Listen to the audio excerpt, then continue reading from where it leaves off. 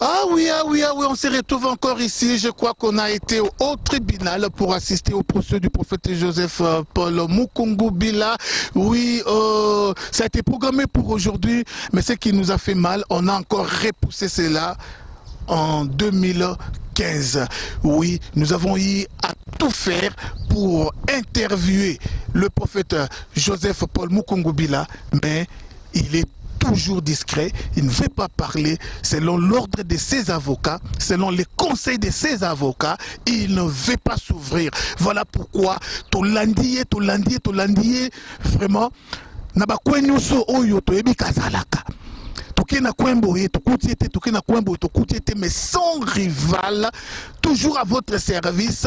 Oui, toye vraiment kokangae awa. Toko lobi saye bande konangai oui fobo yoka prophète. Mais tout ça la nyoso parce que prophète alingi kolobate, il ne veut pas s'ouvrir. Azozela peut-être bakata procès. Bande konangai pas trop de commentaires. To landa biso moko prophète Paul Joseph Mukungu Bila. Merci vraiment na Media Medina, merci Napoléon, merci vraiment na Charlie, merci na bande konanga nyoso obananga na moment oyo tolanda prophète Paul Joseph Mukungu Bila. Bonjour à vous tous les fidèles de www.nouslescombattants.com, vous qui nous suivez à travers des différents websites, à travers de YouTube ainsi qu'à travers de DVD. Aujourd'hui, je vais pouvoir recevoir un grand homme politique congolais. Oui, il s'agit bien du prophète Paul Joseph Mukungu Bila. C'est plus une personne à présenter. Je crois que prophète Paul Joseph Mukungu Bila a été candidat au présidentiel en 2006. Aujourd'hui, il est en Afrique du Sud. Vous connaissez vous-même les raisons. Bonjour au révérend. Bonjour. Ok, prophète, vous vous trouvez aujourd'hui en Afrique du Sud. Vous avez un problème à la justice. Aujourd'hui, on a été au procès. Quelles sont vos impressions à propos de la décision du juge? Moi, je crois que la décision est très claire. Il faut que l'on comprenne que si le procès a été reporté à 2-3 reprises et qu'aujourd'hui, Madame le juge se prononce disant il faudrait que vous nous reveniez au moins l'année prochaine. Nous allons vous recevoir l'année prochaine et vous continuez à être libre. Personnellement, je suis très satisfait de cela parce que ça prouve à suffisance mon innocence. Et s'il vous plaît, parce que ici c'est poursuivre la justice telle qu'elle est. Qu'est-ce que je pouvais craindre moi? Est-ce que j'avais à craindre?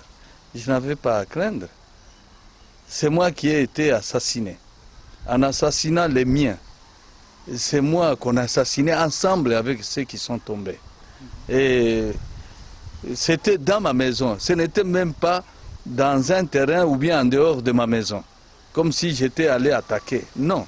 Alors, raison pour laquelle mon innocence continuera à se maintenir. Et c'est la raison pour laquelle le rendez-vous d'aujourd'hui, j'ai compris que c'est la victoire de l'éternel Dieu. Et la justice sud-africaine est parvenue à comprendre que c'était des mensonges qu'on avait montés, et raison pour laquelle c'est banalisé maintenant. Pour moi, le procès a pris fin pour moi.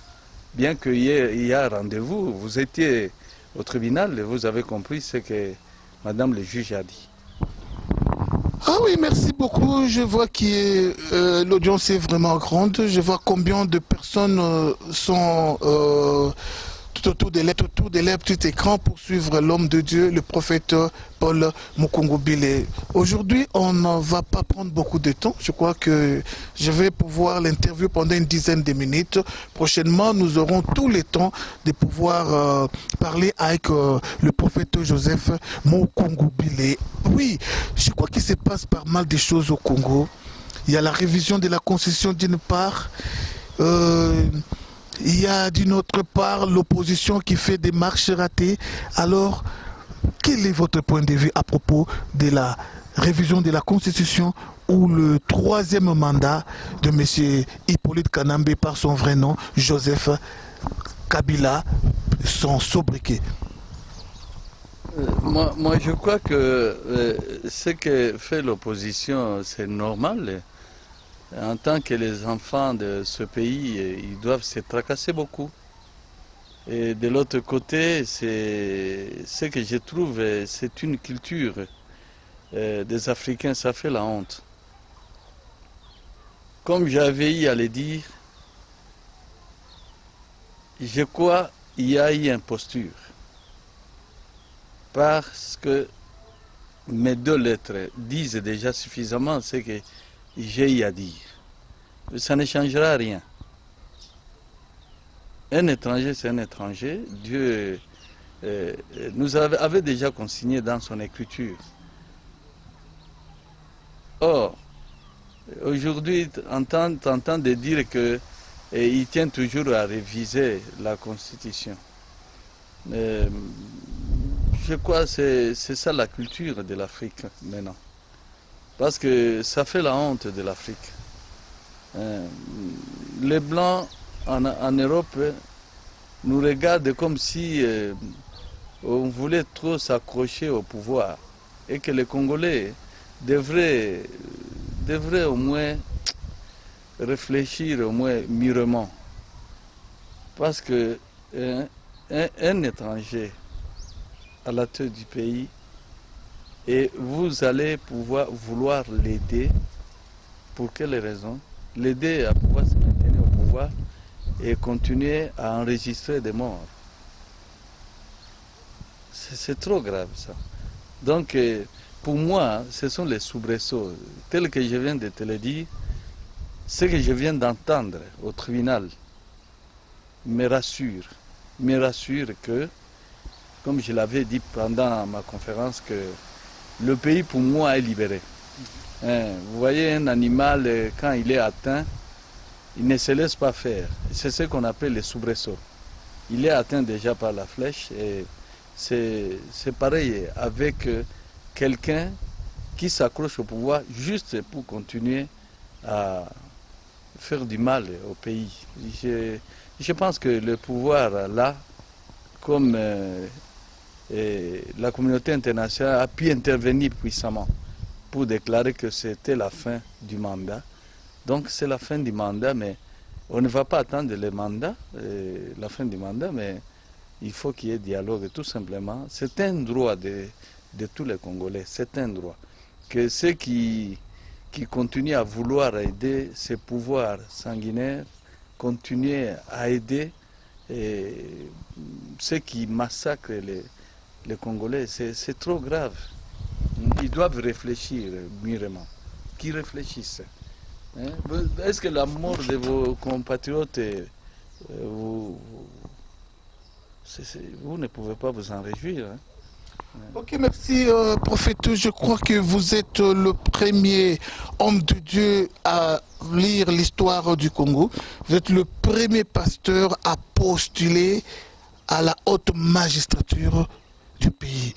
Est-ce biblique qu'un pasteur puisse faire la politique? Parce qu'aujourd'hui, nous avons vu les Pierre Kassambakana, que vous connaissez bien, défiler à la télé. Nous avons vu beaucoup de gens défiler à la télé pour contredire ou s'opposer à l'Église catholique qui s'est prononcée à propos de la révision de la Constitution. Alors, tous ces gens disent la religion aux religieux, ou l'église aux chrétiens, la politique aux politiciens. Et vous, homme de Dieu, candidat à la présidence, comment vous parvenez à comprendre cela? Et c'est biblique que les hommes de Dieu puissent se mêler de la politique?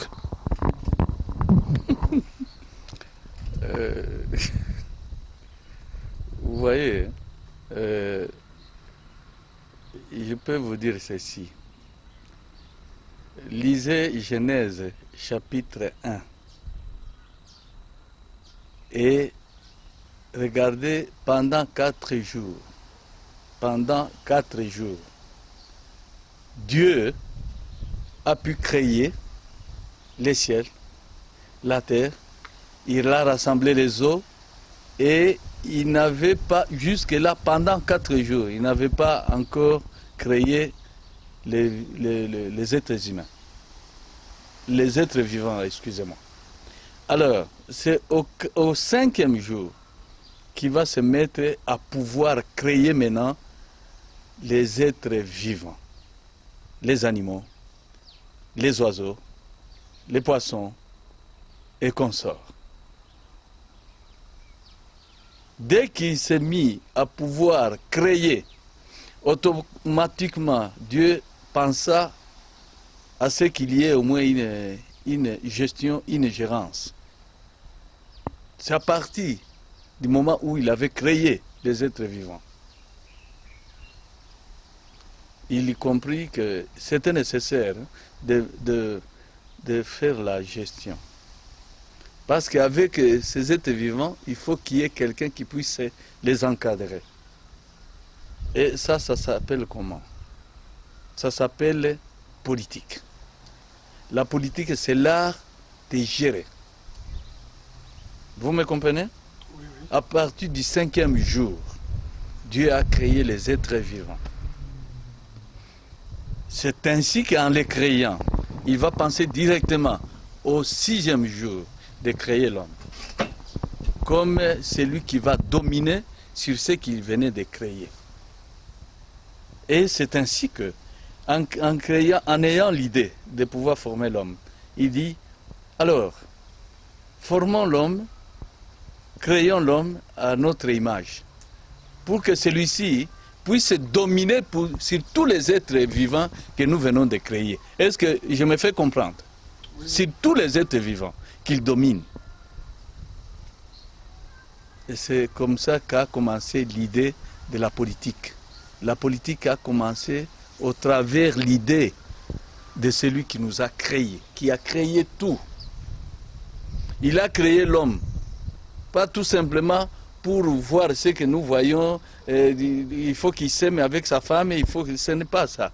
Il les a créés pour dominer. C'est ainsi qu'au chapitre 2, il va lui arriver l'idée de dire, il n'est pas bon que l'homme reste seul. Il faut que je forme une aide. Une aide, c'est ça la femme. Et qu'est-ce qu'il va faire avant de faire tomber l'homme dans le sommeil? Il s'adresse à l'homme disant, tous les êtres vivants, il faut les rassembler. Maintenant, je te ramène tous les êtres vivants. Si tu peux leur donner les noms.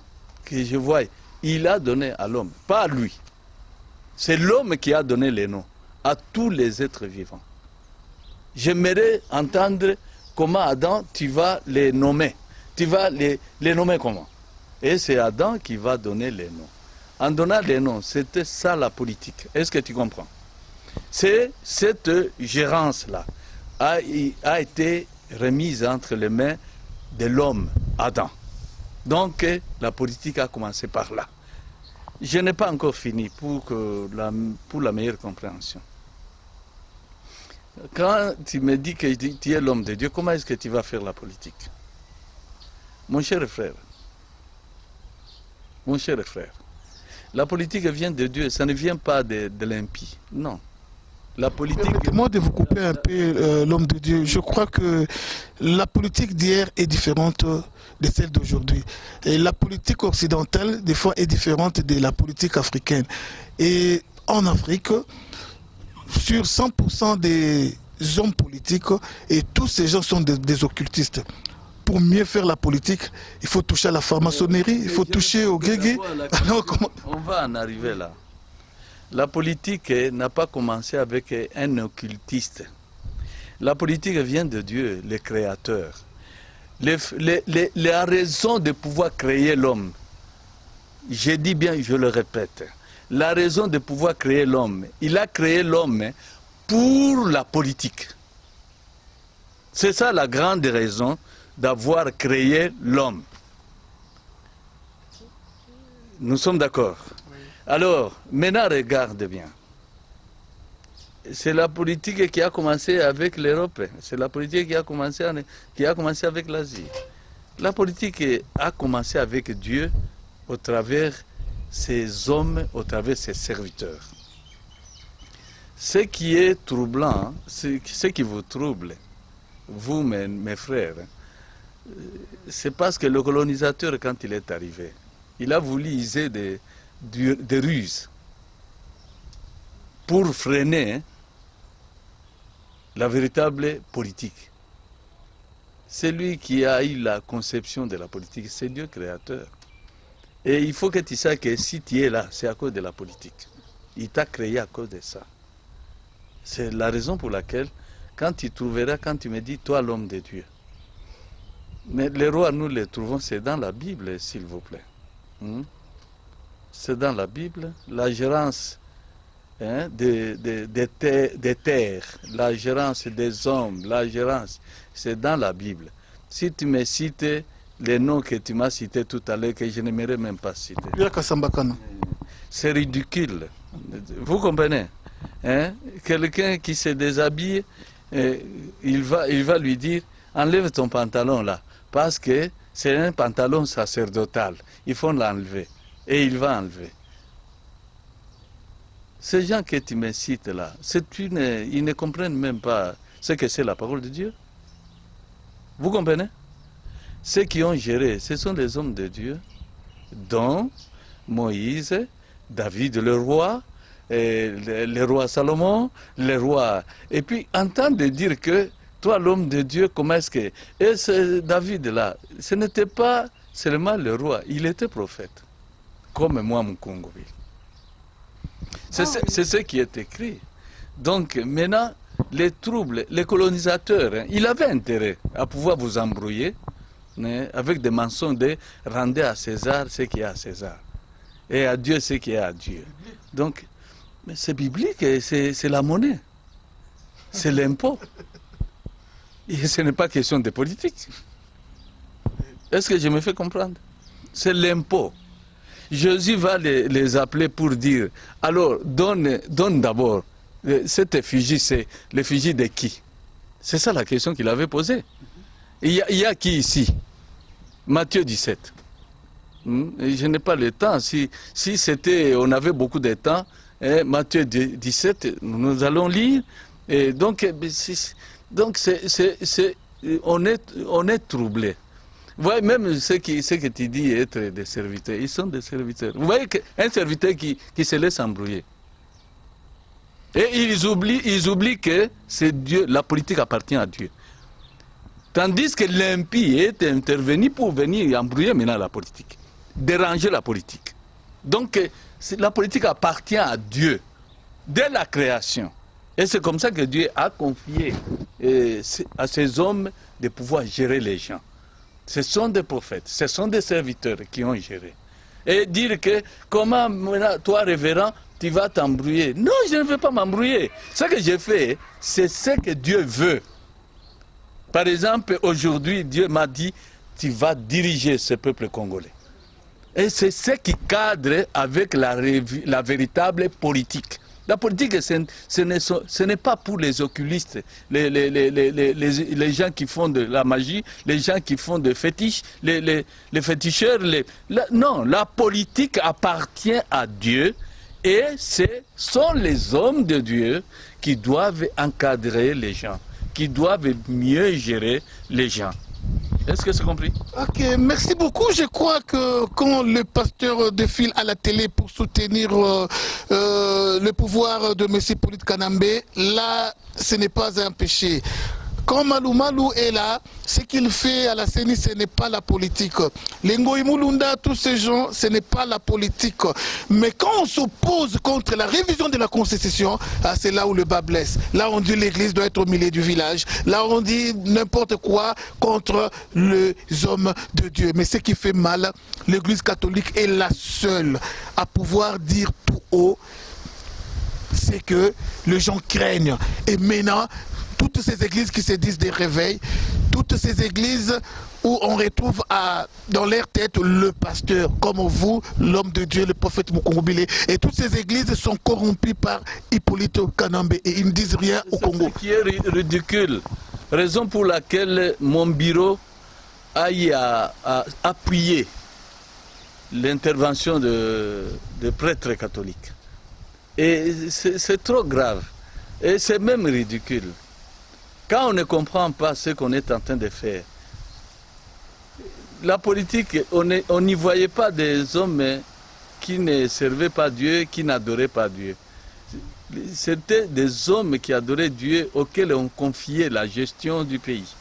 Donc, et dire aujourd'hui que mélanger la politique avec la religion, je crois que on doit reculer dans des années, je ne sais pas quelle année. Il faut reculer au moment où on ne portait même pas la culotte. Je crois que c'est ça. Il faut cesser. Quand ils répondent comme ça montre combien, ça prouve combien ils ne sont pas serviteurs de Dieu. La politique, vous voyez, la politique appartient. Si Dieu était leur maître, Dieu était leur père, ils allaient comprendre que c'est à lui qu'appartient la politique. Qui met les autorités? Quand Paul dit que toute autorité vient de Dieu, ça veut dire quoi? Maintenant, la politique va venir de qui? Et ce qui est grave, un serviteur qui ne sache pas que Jésus est né roi. Et naître roi, ça veut dire quoi? Ça veut dire religion. Ce n'est pas la politique. Donc, vous voyez, c'est une maladie. C'est tout ce que je peux... C'est la raison pour laquelle ils ne savent même pas défendre leur patrie. Ils ne savent pas. Ah oui, je vois encore ce débat du siècle qui a opposé le prophète Paul Mukungubila à côté de Pierre Kassambakana qui s'oppose jusqu'aujourd'hui au prophète Paul Mukungubila et il est contre son statut politique.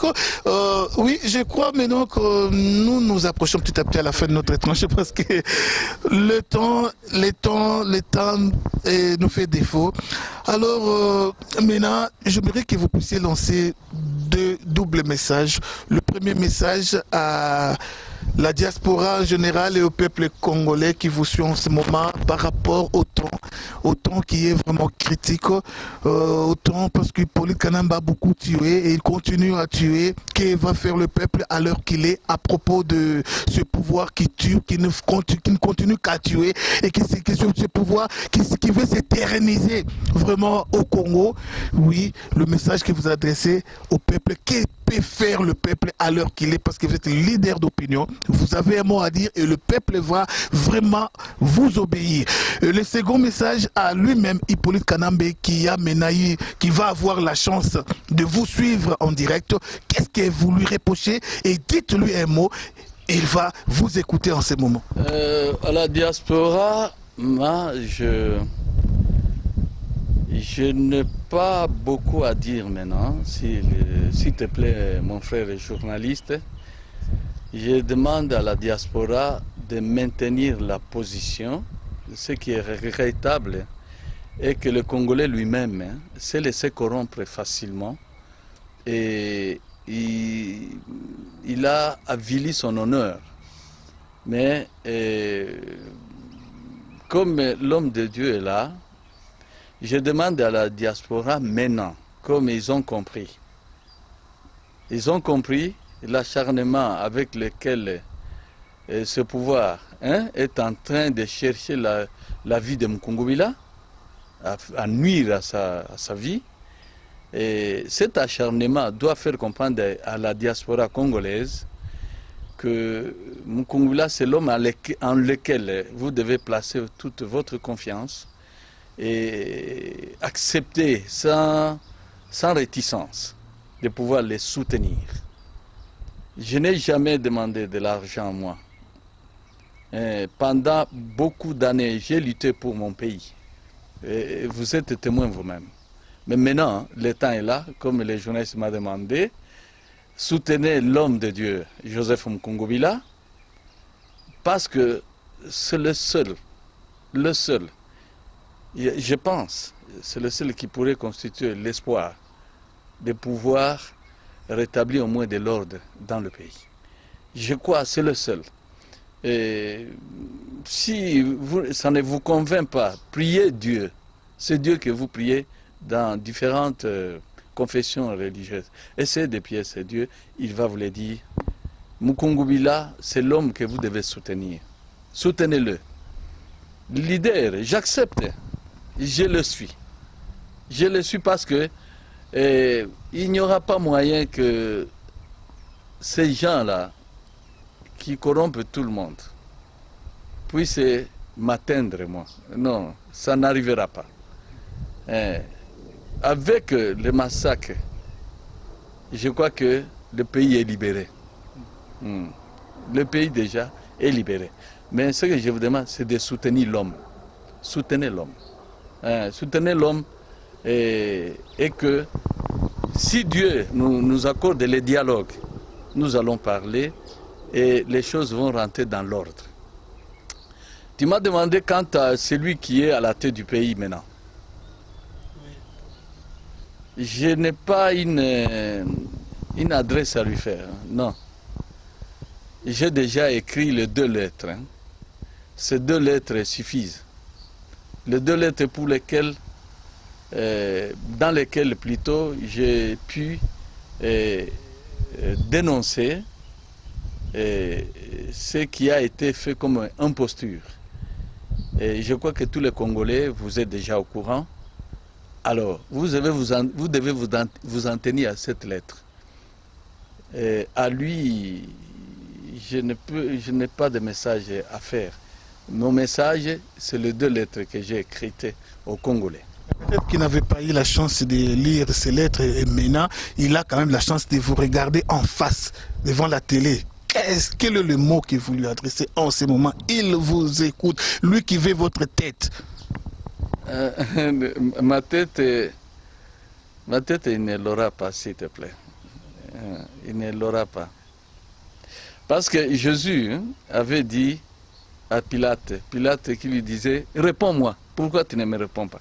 Est-ce que tu ne sais pas que je détiens ce pouvoir-là de te relâcher ou bien de te faire crucifier? Ça, c'est Jean 19. Il a dit ça.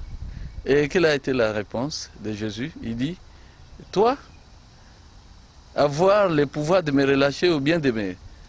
Tu n'aurais pas de pouvoir, tu n'aurais pas eu le pouvoir si cela ne t'avait pas été donné d'en haut.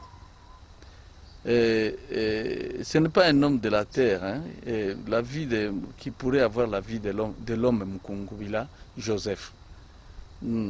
C'est la raison pour laquelle quand je disais à la diaspora que, selon ta question, soutenez Mukungubila, c'est le seul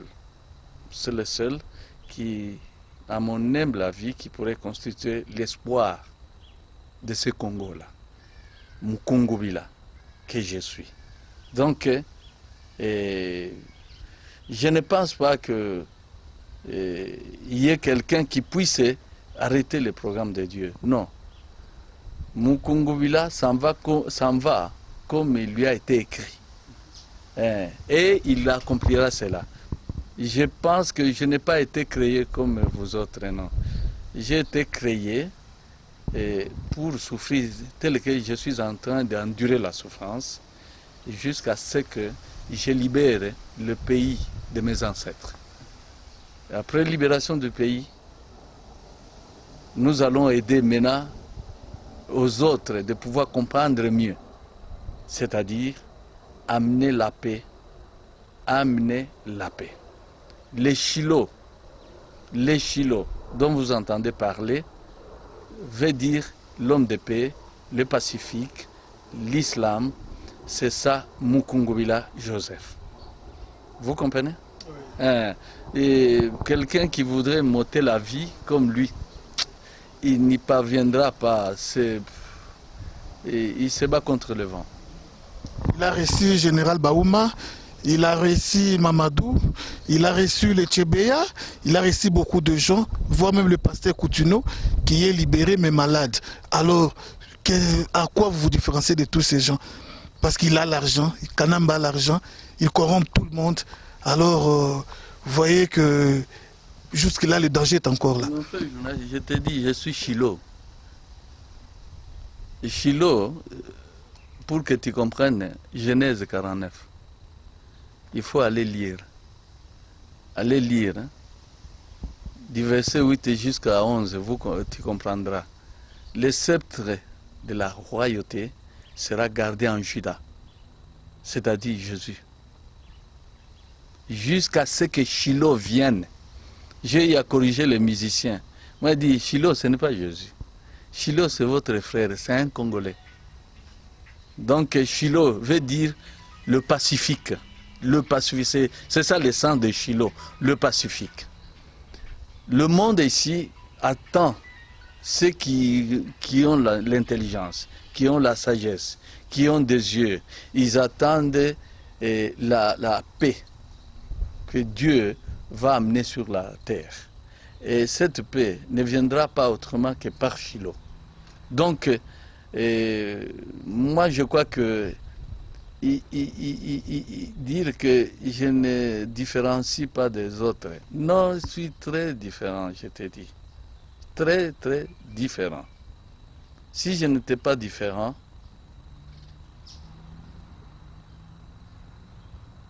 je crois que ceux qui en veulent à ma vie, allaient m'enlever déjà la vie depuis des années.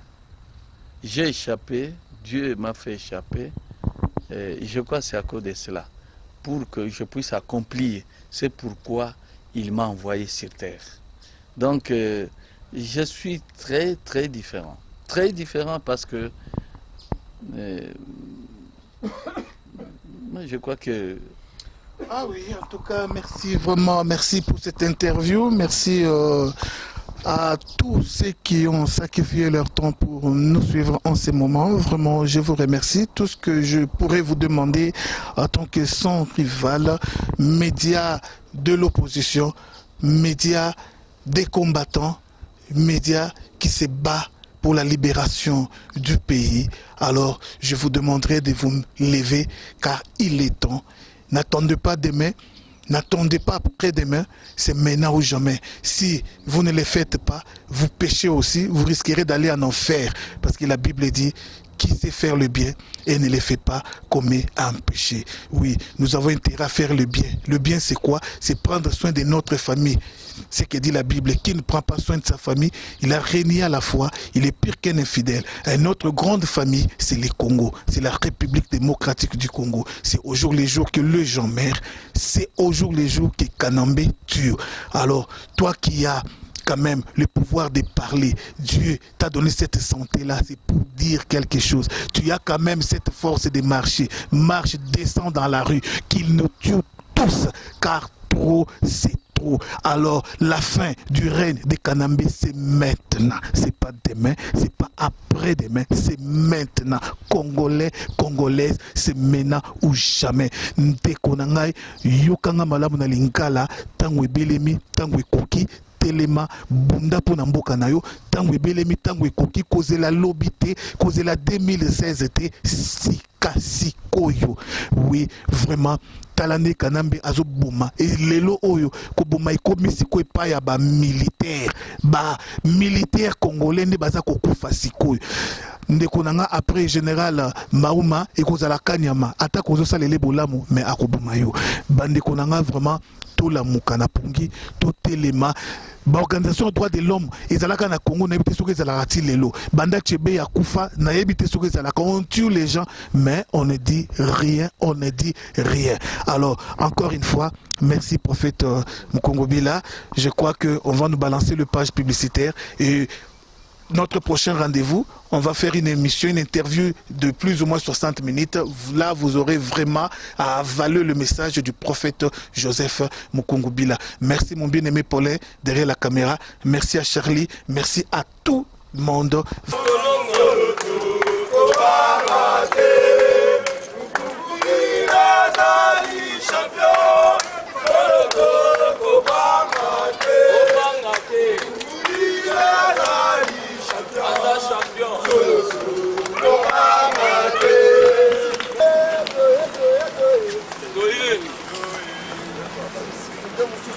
Oui, Maro.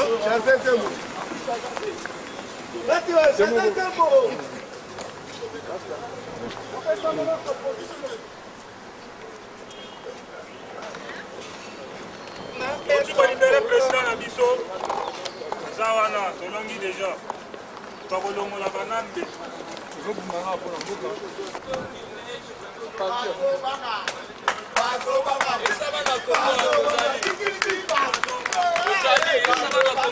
C'est Victory.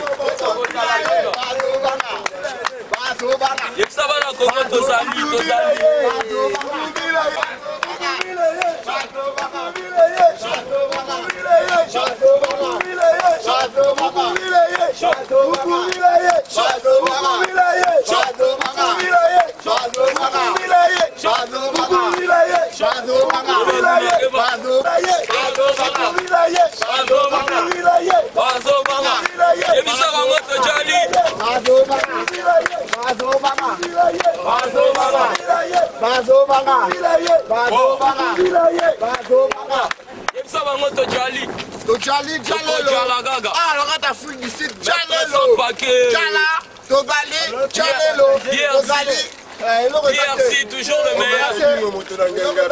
DRC. Yebisa wana Kinto Jali.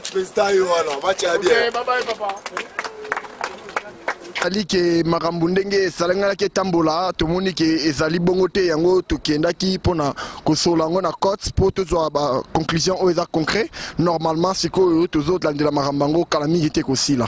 Alors bomoni procès lelo le kindengeni eleki kitoko tozoyebisa bandeko nyonso bino bato boza na biso together donc bosimba biso toujours bo soutenir biso toza pour ça soutien kaka. Ah oui, merci beaucoup. On s'approche pas ina ndeko na biso o yaza chargé ya média. Chargé ya média, il y a prophète Paul Mukungubile. Bonjour Sarival. Oh, tes impressions à propos du procès d'aujourd'hui?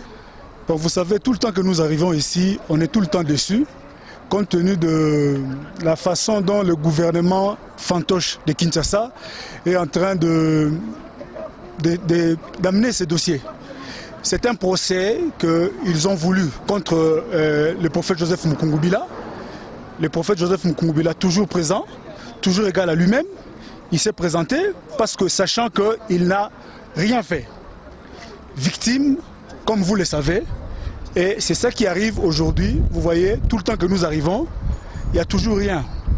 Notre avocat a compris que nous sommes en train de perdre le temps pour rien. Il est allé justement à la Cour suprême pour mettre fin à ça. Donc mettre fin à cette histoire, montrer que voilà, le prophète n'a rien fait, c'est une victime. Donc c'est cette démarche qui a permis aujourd'hui, donc ils sont bloqués. Donc on demande qu'on puisse reporter la chose à l'année prochaine. Mais ce n'est pas ce qui va arriver, parce que la Cour suprême va trancher. Dès que la Cour suprême tranche le dossier, justement, donc le prophète sera libre. Ok, mais je crois que le juge, soit le juriste, est censé respecter ces mots. Je crois au dernier procès qu'on a eu à assister ici, ils ont prévu le jugement en date de... Nous sommes aujourd'hui les 13, le 13, 14 et 15. Mais qu'est-ce qui a fait que le prophète ne puisse pas passer au jugement et qu'on reporte encore? Pourtant, c'était bien prévu, c'était bien programmé. Mais justement, nous allons que faire répéter. Hein, on va faire la répétition à tout moment. Tout ça prouve, c'est comme les juristes disent, hein, les doutes profitent à l'accusé. Donc ça veut dire, chaque fois qu'il y a un report, c'est que la personne qu'on a accusée n'a rien à voir. Pas de preuves, c'est ça qui pousse que nous puissions tout le temps reporter comme ça. Donc le problème, c'est que vous êtes témoin, vous le peuple, vous êtes témoin que le monsieur qui dirige le pays avec une incompétence notoire, voilà, nous arrivons, c'est tout ce qui montre qu'il y a des incapables, il y a des irresponsables, les gens qui ne savent pas gérer le pays. Vous accusez quelqu'un, mais vous devez avoir des épreuves. Comme on dit, hein, montre-moi les faits. Moi je vais vous lire les droits. Vous accusez Mukungubila, c'est un criminel. Mais Mukungubila, depuis sa naissance, vous le connaissez tous, un homme de Dieu. C'est quelqu'un qui a une éducation à transmettre à la population. Il s'est levé parce que l'article 64 de notre Constitution demande à toute personne, tout Congolais d'abord. Et pourquoi pas quelqu'un qui a des avisés, qui a la vision de diriger le pays. Vous êtes sans ignorer que le prophète fut candidat à président en 2006. Donc quand quelqu'un s'élève pour parler, voyant comment le peuple est en train de souffrir, qui ne sait pas que le peuple congolais souffre, nous sommes les rusés. Donc quand vous voyez les peuples congolais partout, on se moque de nous. Pourquoi? Parce que nous avons des gens qui nous dirigent, qui ne savent pas ce qu'ils peuvent faire pour le peuple. Et on ne va pas continuer à voir quelqu'un qui n'est pas congolais, qui dirige la nation, qui est en train de mettre la nation en ruine, qui ne sait pas que ces messieurs-là, aujourd'hui, ils pèsent 15 milliards de dollars. Il est venu avec des bottes à caoutchouc. Qui ne le connaît pas?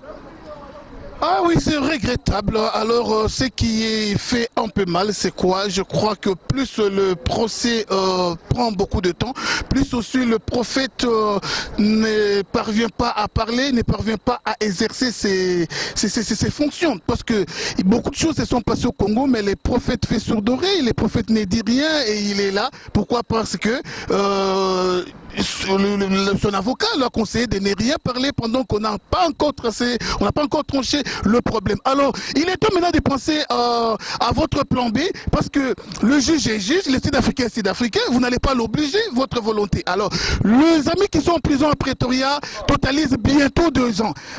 Ce même cas peut se répéter aussi avec le prophète. Quel sera votre plan B? Parce qu'il sera coincé, il sera vraiment handicapé à exercer ses fonctions. Je crois que le plan B est clair, parce que vous le savez que ça ne va pas continuer comme ça. Donc les dispositions sont prises. Le juge est là, il y a le dossier. Donc d'ici là, on peut être rappelé. On peut nous rappeler d'ici là. Et je crois que le bureau du prophète va prendre les dispositions justement pour que le prophète ne puisse pas rester sous silence. Le prochain rendez-vous, c'est pour quand? C'est pour le mois de février, le 12 février 2015. Ah, c'est regrettable. Votre mot de la fin? Voilà, nous remercions tous nos frères, toute la communauté congolaise de Rosentenville qui s'est mobilisée comme un seul homme pour venir soutenir le prophète. En tout cas, grand merci à la communauté congolaise de l'Afrique du Sud. Vous avez montré que vous êtes vraiment ensemble avec le prophète et que vous voulez un changement dans notre pays. En tout cas, les remerciements du bureau du prophète à toute la communauté congolaise qui est venue nombreuse vraiment assister le prophète.